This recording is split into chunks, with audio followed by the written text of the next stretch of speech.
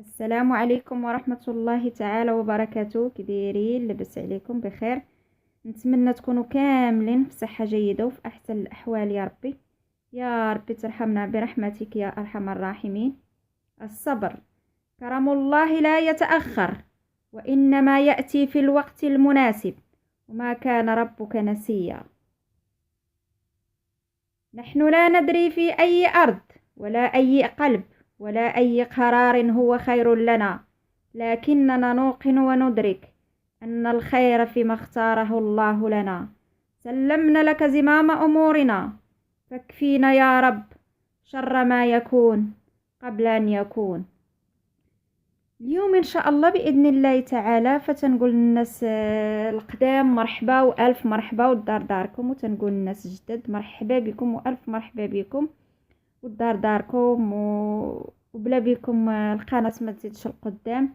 فكنشكر أي واحد أعطى من وقته ولو القليل باش يشوف هاد الفيديوهات ديالي، فجزاكم الله خيرا يا ربي. شكرا لكم جزيل الشكر ونتمنى لكم التوفيق والنجاح ان شاء الله. اليوم ان شاء الله باذن الله غنقدم معكم خبز الشعير. فهنا اللي زوين ان شاء الله غادي ندير منسم. فهنا عندي الطماطم المجففه وعندي الزيتون الاسود. فهنا عندي تقريبا 400 غرام ديال الدقيق الابيض، 400 غرام ديال الدقيق الحمراء. وهنا عندي البلبوله الرقيقه اللي انا رطبتها حتى هي تقريبا شي 400 غرام بحال هكاك. يعني انا درت متساويين، درت قد درت اللي كاين. عندي الخميره المعجونه وعندي هنايا الكمون حبوب وعندي شويه ديال زيت الزيتون والملح. فانا غندير القليل فقط حيت الزيتون مالح والطماطم المجففه مالحه. فهنا كناخذ الطماطم المجففه ديالي وتنقطعها. ان شاء الله غنحط لكم فيديو ديال هاد الطماطم المجففه. فغنطحنها مع الزيتون ان شاء الله باذن الله تعالى. هنا غادي نخلط الدقيق ديالي كما شفتوا. الحمراء درتها في بلاصه دقيق الشعير حيت ما عنديش، درت في بلاصتو الحمراء باش ندير هاد الخبيزات ديال الشعير اللي تيجيو لذاذ وتيجيو زوينين للفطور ولا للكوتي. الصراحه تيجيو غزالين. فانا غادا نخوي الماء مازال على هاد البلبوله هذه باش ترطب، باش تجيني زوينه وتجيني. هنا كندير الخميره المعجونه وتندير الكمون ديالي كما شفتوا. انا تندير كل شيء في مره حيت انا ما تنعجنش العجينه تندلكها بالكف، يعني تنخليها غترتاح فقط. غير كنخلط ولكن النتيجه رائعه كما غتشوفوا ان شاء الله باذن الله تعالى. كنتمنى نكون خفيفه على قلوبكم يا ربي. هنا بعد ما درت الخميره في هذاك الماء كما شفتوا، فغناخذ الخليط ديال الزيتون. غندير فقط شويه ديال الملح حيت كما قلت لكم عفوا الملح راه كاينه في الطماطم والزيتون. ها هو طحنته طماطم والزيتون اسود. هاد الخبز هذا عفوا تيجي رائع بهاد منسم، تيجي غزال خصوصا في هاد الاوقات هذه. تيجي زوين ما شاء الله، جا فعلا غزال، جا لذيذ. ومني كنا كنطيبوه على ريحه فيه ما شاء الله. كما تقدروا ديروا حتى الزيتون الخضر الا كان تيعجبكم. فالزيتون اسود مع هاد الطماطم هذا تيتواتى معها. شوفوا معايا مزيان، انا غير خلطت فقط، خلطت وشوفوا العجينه راه مطلوقه.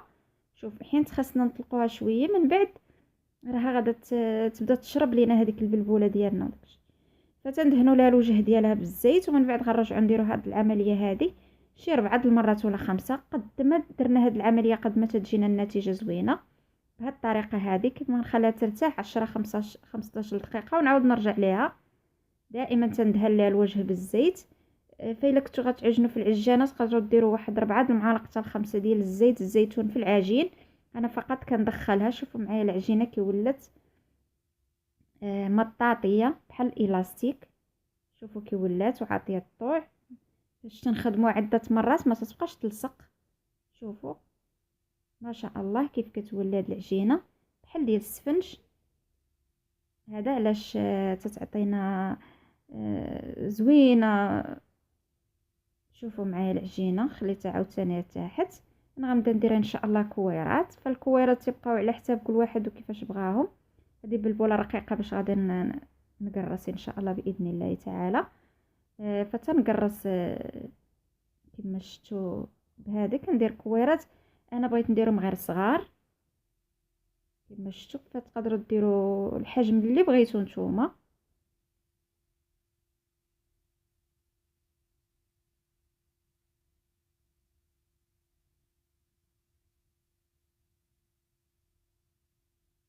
صافي تلولهم بحال هكايا كاملين كما شفتوا معايا.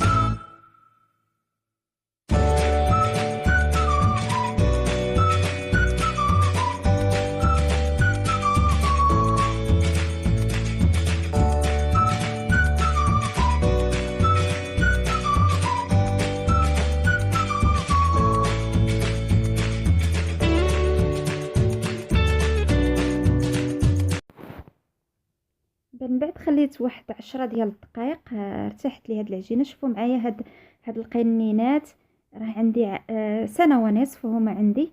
درت فيهم كنت فاش جيت من المغرب كنت درت فيهم هاد البلبوله هادي ودرت معاهم الملحه الحيه. فما شاء الله بقاو ليا مزيانين ما خسروا لياش. بقاو عندي واحد ماشي بزاف واحد جوج ولكن بقاو زوينين. يعني بهذا الاحتفاظ اللي احتفظت بهم بحال هكايا بقاو زوينين. فتنقرص كما شفتوا معايا ما تنبسطش بزاف وما تنخليهمش غلاط. كما شفتوا انا في الاصل درتهم غير صغار. شوفوا معايا راه زوينين ما تيتلصقوش كي مزيانين دغيا تيتبسطوا. غير فقط نخليهم يرتاحوا واحد 10 حتى 5 دقائق. هنا انا درتهم في لاطه تدخل الفرن. فرشت لهم ورق الزبده هكا. انا تنخبز هكا بالثمانية بحال هكا صغار. من بعد فاش خمروا ليا كما شفتوا انا خليتهم خمروا غندخلهم ان شاء الله غنخبزهم كما شفتوا معايا. ما شاء الله ما شاء الله الريحه طالعه منهم غزاله ديال هاد الزيتون والكمون والطماطم المجففه بهذاك زيت الزيتون. ما شاء الله ما نقول لكمش جا ولا اروع. وها هو المحراش ديالنا ولا خبز الشعير. ها هو طاب. غير فقط انا بدلت درت الحمرة في بلاصه الدقيق الشعير حيت ما متوفرش عندي. وهادو تيجيو صحيين وتيجيو غزالين الفطور الكوتي لكل شيء. انا درت حتى الغدا العدس ودوزتهم بهذا المحراش فجا ما شاء الله ما شاء الله جا غزال مع العدس جا ما شاء الله ما نقولش لكم. نتمنى يا ربي يعجبكم الفيديو. نتمنى تكون خفيف على قلوبكم. نتمنى لكم التوفيق والنجاح يا ربي. اللي عنده شي حاجه يا ربي تحققها ليه يا ربي. شوفوا معايا الخبز كيف جا. الصوره تتوضح كل شيء. واخا التصوير ما عطاهش حقه هذا الخبز ديال المحراش او خبز الشعير فجا ما شاء الله. شوفوا معايا مازال سخون. شوفوا معايا كيف جا روعه ما شاء الله. شوفوا معايا كيف جا راه جا بحال هذاك المحرش اللي تنشريو من على برا واحسن كمان احسن زعما جا عفوا. فمع زويته ديال الزيتون وهو سخون ما نقولش لكم كيف جا ما شاء الله ما شاء الله. خصوصا في هذا الوقت هذا ومع المرض ومع ما شاء الله جا زوين ما شهيتكم فيه. جا روعه هذا الخبز هذا. صراحة جا غزال. نتمنى نكون خفيفة على قلوبكم، ونتمنى نكون